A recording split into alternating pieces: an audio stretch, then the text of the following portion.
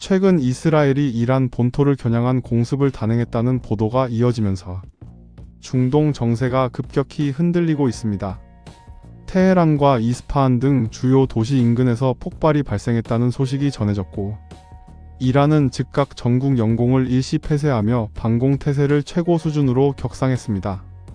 주요 군사시설과 핵 관련 시설 주변의 경계도 강화된 것으로 알려졌습니다.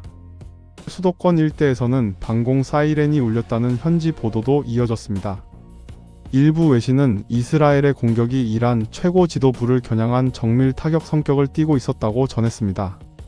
이에 따라 이란은 지도부 경호를 대폭 강화하고 고위 인사들의 이동 경로와 통신을 엄격히 통제하고 있는 것으로 보도되고 있습니다. 군 수뇌부 회의는 보안이 강화된 장소에서 제한적으로 이루어지고 있으며, 전략 자산의 위치 또한 수시로 변경되고 있다는 관측이 나옵니다.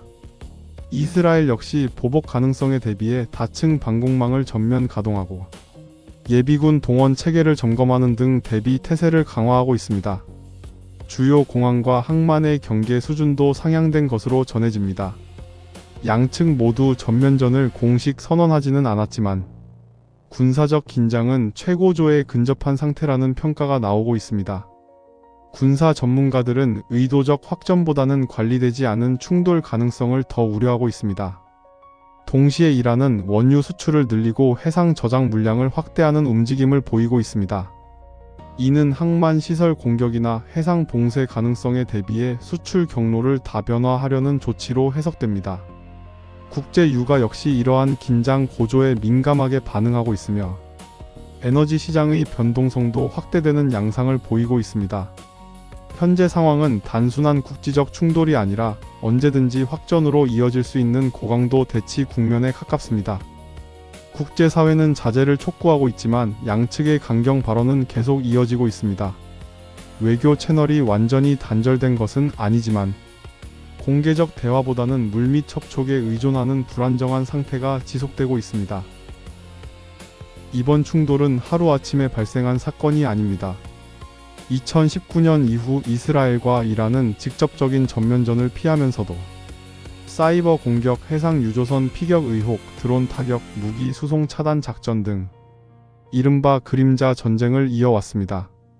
공개적으로는 책임을 인정하지 않으면서도 서로의 전략 자산을 정밀하게 압박하는 방식이 반복되어 왔습니다.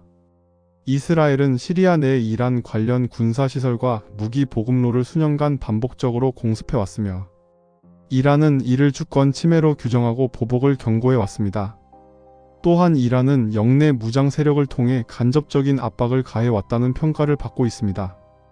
이 과정에서 드론과 정밀 유도 무기 사이버 기술이 중요한 수단으로 활용되었습니다. 이러한 상호 보복 구조가 누적되면서 군사적 신뢰는 사실상 붕괴되었고, 작은 사건도 전략적 도발로 해석되는 환경이 조성되었습니다. 최근의 공습은 이러한 장기적 긴장의 축적 속에서 나타난 결과로 이해할 수 있습니다. 갈등의 핵심에는 핵 프로그램 문제가 자리하고 있습니다. 2015년 이란과 주요 6개국은 핵 합의를 체결해 이란의 우라늄 농축 수준을 3.67%로 제한하고 농축 우라늄 저장량을 대폭 축소하며 국제 사찰을 강화하는 대신 경제 제재를 완화하기로 했습니다. 당시 합의는 중동 긴장을 완화할 수 있는 중요한 전환점으로 평가받았습니다. 그러나 2018년 미국이 합의에서 탈퇴하고 제재를 복원하면서 상황은 급격히 악화되었습니다.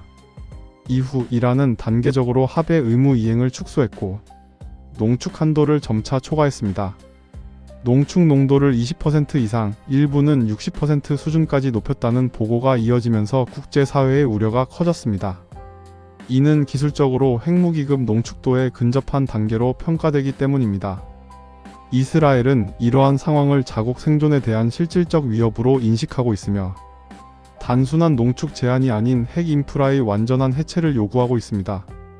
반면 이란은 핵무기 개발 의도를 부인하며 핵 활동은 평화적 목적이라고 주장하고 있습니다. 제재가 유지되는 한 일방적 양보는 불가능하다는 입장도 고수하고 있습니다. 양국의 적대 관계는 1979년 이란 이슬람 혁명 이후 본격화되었습니다. 혁명 이전에는 제한적이지만 전략적 협력 관계가 존재했습니다.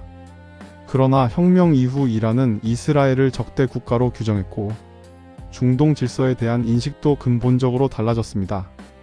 1980년부터 1988년까지 이어진 이란-이라크 전쟁은 이란 안보 전략에 깊은 상처와 교훈을 남겼습니다.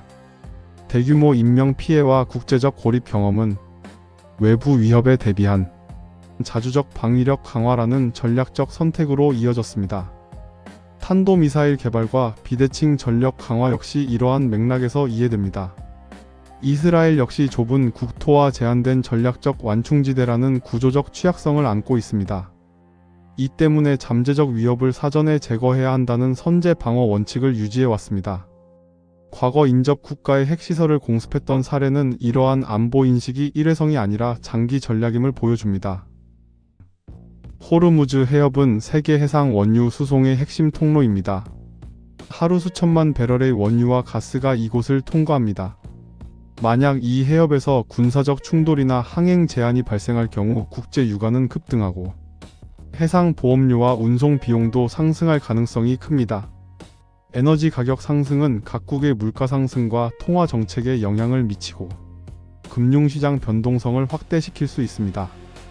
특히 에너지 수입 의존도가 높은 국가들은 무역 수지 악화와 성장 둔화라는 이중 압박을 받을 수 있습니다.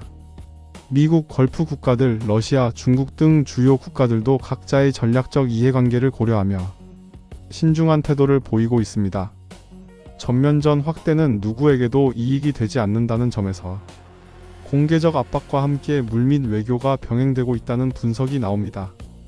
또한 최근 몇 달 사이 이스라엘과 이란 모두 내부 정치 일정과 맞물린 압박을 받고 있다는 점도 변수로 작용하고 있습니다.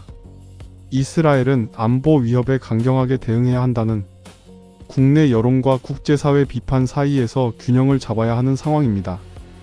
이란 역시 경제 제재 장기화로 인한 물가 상승과 통화 가치 하락, 청년 실업 문제 등 내부 불만이 누적된 상태에서 외부 위협에 단호히 대응하는 모습을 보여야 하는 정치적 필요성이 존재합니다.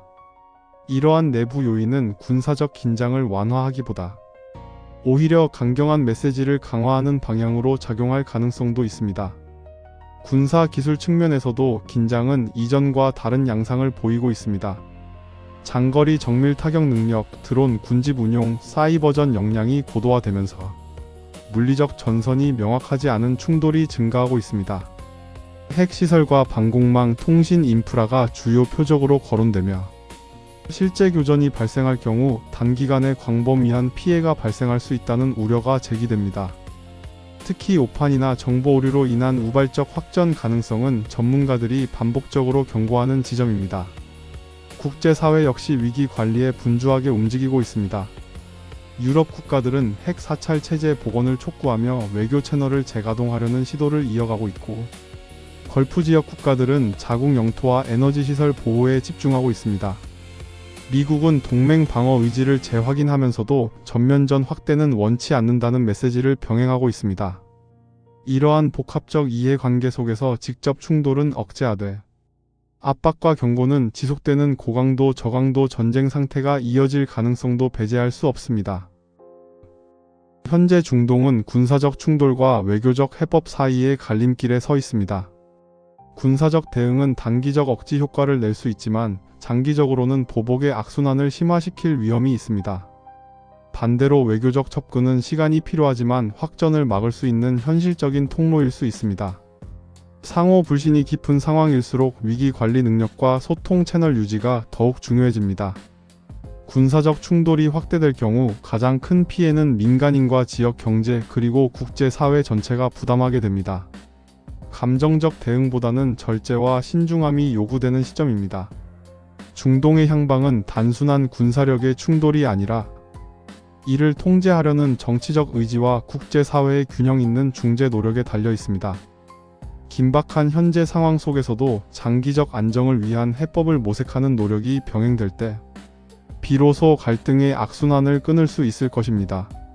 시청해주셔서 감사합니다.